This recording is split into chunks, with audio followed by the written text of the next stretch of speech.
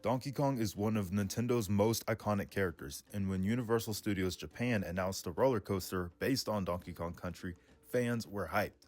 A minecart ride with real jumping track? That sounds like the perfect way to bring the games to life. But now that that's here, does it actually live up to the hype? Not really. In fact, it's kind of a letdown. Let's talk about why the Donkey Kong roller coaster is one of the most underwhelming rides at Super Nintendo World. So let's start with the positives. The Donkey Kong roller coaster, officially called Minecart Madness, uses a really unique ride system.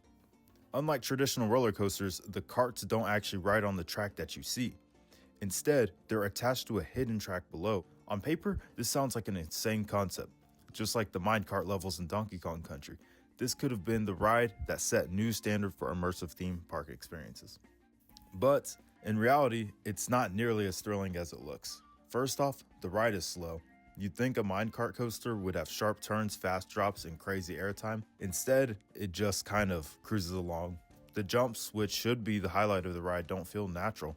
You can see that your cart isn't actually jumping. You just tilt forward while the track moves underneath you. It's more of an illusion than an adrenaline rush. And then there's the theming. It looks like Donkey Kong, but something about it just feels, not as immersive as the regular Nintendo world, the Mario area. The jungle setting is nice, but after seeing the insanely detailed Mario Kart ride, this just feels like an afterthought.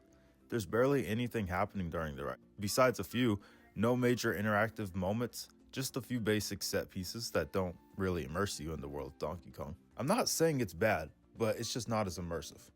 So, if the Donkey Kong ride is underwhelming, is the rest of the land worth checking out? I would say so, but just briefly. It's a tiny expansion to Super Nintendo World, with the ride as its only major attraction.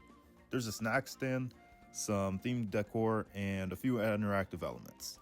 But it's nothing that makes it feel like a must-visit part of the park. That's what makes this so disappointing. They had so much potential here. They could have added more interactive elements, a Diddy Kong theme attraction, something to make the land feel more alive, but instead it just feels like a side note to Mario's much more exciting section. The only games that you have here is like one Congo game and that's it. You just hit on some drums. Is Donkey Kong Land worth visiting? Honestly, unless you're a hardcore Donkey Kong fan, probably not.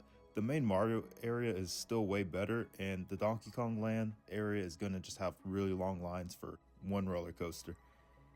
With Mario Kart Koopa's Challenge being one of the best theme park rides ever, if you're short on time at Universal's Japan, you're not missing much by skipping Donkey Kong. So what do you think?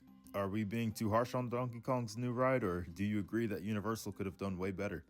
Let us know in the comments. And if you want to see more theme park content, like and subscribe for more. So, if the Donkey Kong ride is underwhelming, is the rest of the